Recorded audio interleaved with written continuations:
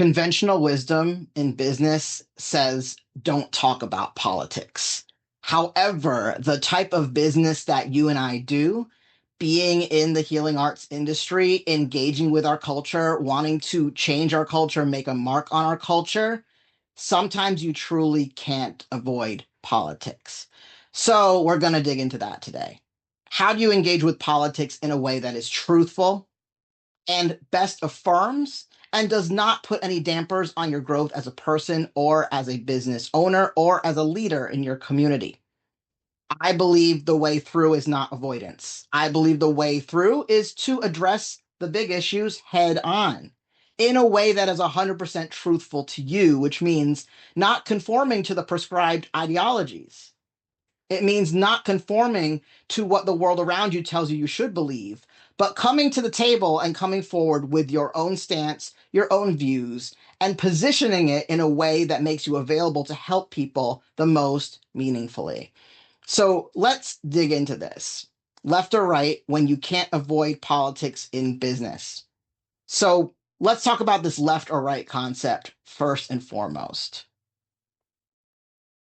Encyclopedia Britannica has this pretty oversimplified spectrum of what we know as where we stand politically. So you can see all the way from far left slash radical, all the way over to reactionary far right. And then, of course, in the middle, you have what's called moderates.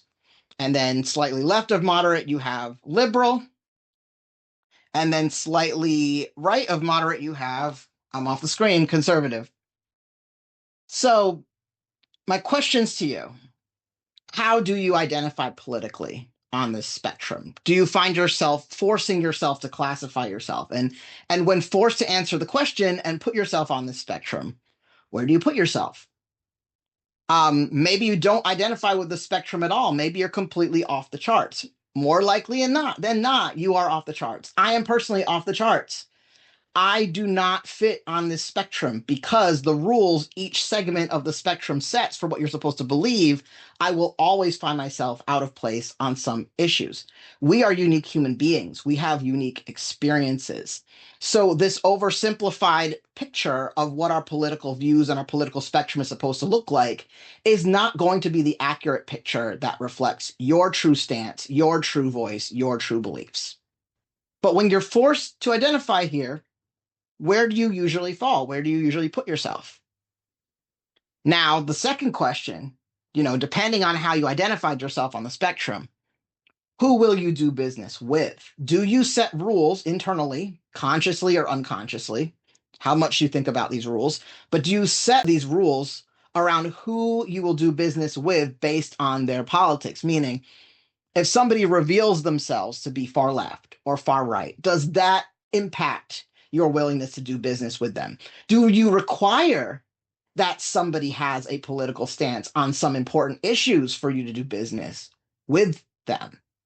Meaning, buy from them or hire them or have them as one of your customers or clients? Do you have any internal rules or rules that you've written down, clearly established, on who you will and will not do business with based on their political views? Okay, so if you have those rules, okay, we all have the right and the ability to decide who we let into our world and who we don't, in a personal sense, in a business sense. We all have that right. But the question is, what if you don't know somebody's politics? What happens then? Do you ask them what they believe about certain things? Do you have a conversation with them?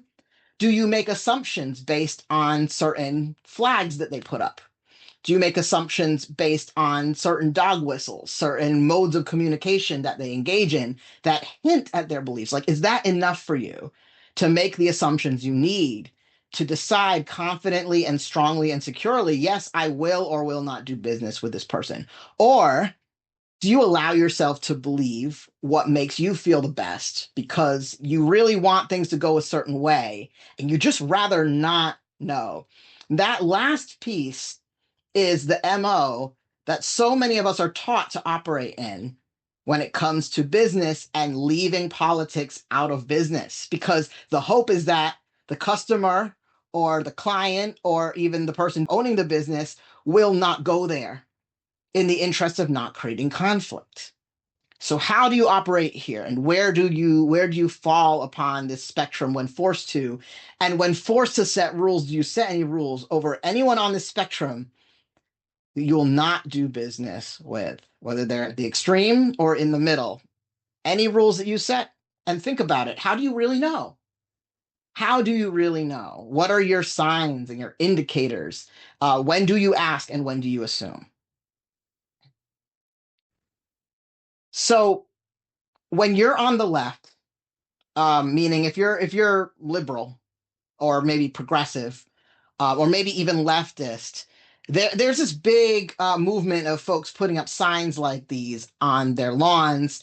And sometimes, depending on the community, in some communities, there's an expectation that a business owner will put up a sign like this at their place of business. It might not be this exact sign, it might be a Black Lives Matter sign, it might be a pride flag. It might be some indicator that one of these hot issues is one that they have been willing to stand up and create a stance, express a stance, give a message to their community and their customer base. Hey, this is what I stand for as a business owner. This is what my business will support. So if you're, like, for example, in a largely liberal or leftist community, you might feel a need to put a sign up to really indicate to that community openly, hey, this is what I stand for, this is what I believe. And in a lot of cases, it really is a matter of safety, making people feel welcome. And part of that safety is a lot of customers say, well, I won't consider a business safe unless they're standing for something, especially when my existence, my identity, my way of life is a hot button political issue. So I really need to know that where I show up, I'm safe and welcome. So someone is going to stand behind me when the politics gets really violent against me. Now, I'm going to talk about where we get stuck, right? Because we work in natural health, right? We work in the healing arts, whether that is, physical health, that includes some elements of natural health, holistic health, stuff that might not be 100% evidence-based, or we may really, really make an effort to make sure everything we do is evidence-based, or we're working in the spiritual sphere, the intuitive, energetic sphere, where a lot of that is not considered a science-based practice. And it's in fact considered a spiritual practice, a deeply personal practice, just as valid, but not scientifically validated. So that brings me to the question, even if you agree with everything on the sign, does it express your true voice? So you may agree with every single thing on this sign. You may passionately want to stand up for most things on this sign. What about your own words? What if your own words, your own voice diverges just a little bit from anything that's written on this sign? And what if you just don't agree with something on this sign? And not just the statement itself, of course, because these are very general statements. It's almost like, who wouldn't agree with these statements? Like, in a really, really general sense. Like, yeah, Black Lives Matter, Black people's lives matter. I mean, unless you're in the all lives matter camp and we shouldn't pay attention to race, generally people believe that Black people's lives matter and should be honored and should be protected. Women's rights are human rights. Yeah. We live in the 21st century. We know that. No human is illegal. Okay, at the core, yes, we want to honor every single person for who they are. Science is real. Okay, science is real. What does that imply? We'll get into that in a second. Love is love. Kindness is everything. It's not about what's really the surface statement that's being made. Every single one of these political statements has a deeper implication that a lot of people have gaps in when it comes to, okay, what does this really imply? Now, if you pay attention to the news, you pay attention to politics, we know what is implied by everything. Love is love means you might support queer and trans people. You might support same-sex marriage, things like that. Not discriminating against someone based on their sexual orientation. That's what love is love really means, right? Science is real has a really big implication for us. Why? Because we work in natural health, like I said. Not all of our work is necessarily science-based. What if our work challenges the pharmaceutical industry? What if our work has something to do with vaccines, vaccine safety, vaccine injury, huge hot button political topics? What if our work has to do with healing modalities that are not validated by the Western allopathic medical system? Now, the phrase science is real is going to bring up questions. Okay, what does that really imply? Do I really want to put up this sign? Because what this sign is implying is that if you believe in these statements in general, if you want to honor humanity and respect people for who they are, you must also believe science is real, which means that only scientifically validated healthcare is really real. And what the implication is here, of course, has to do with vaccines, and the vaccine critical movement.